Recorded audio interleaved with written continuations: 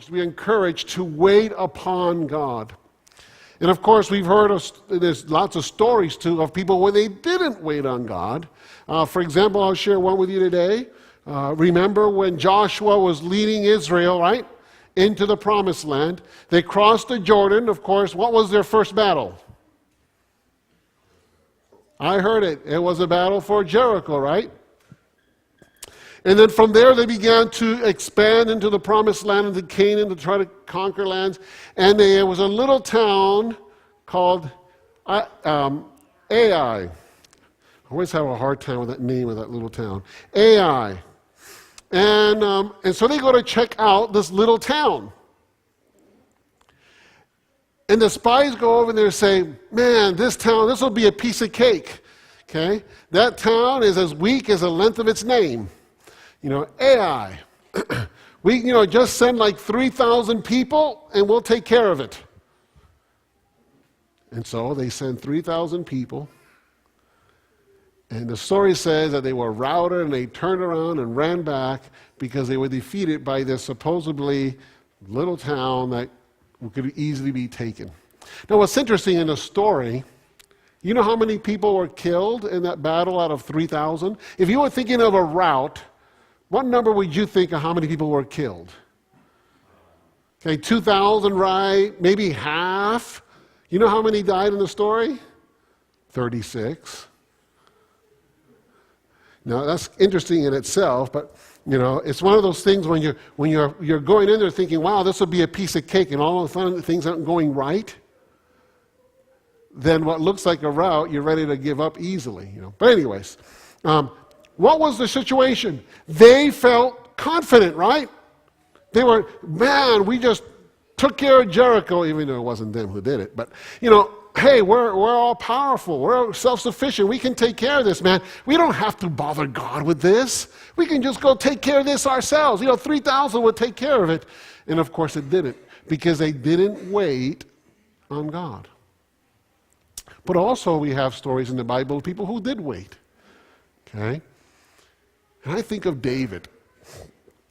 David, who Samuel came and anointed him to be king, while Saul was still king.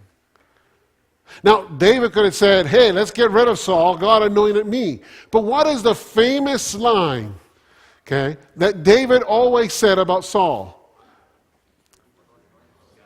How can I take down God's anointed?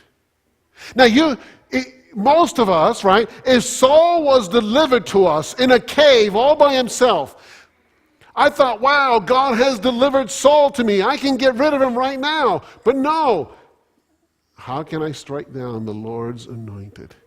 He waited on God until God set it up for him to be king. It took over 15 years since the time that David was anointed to when he actually became king, because he waited on God. And as many failures that David had, he was, in God's own words, a man after my own heart.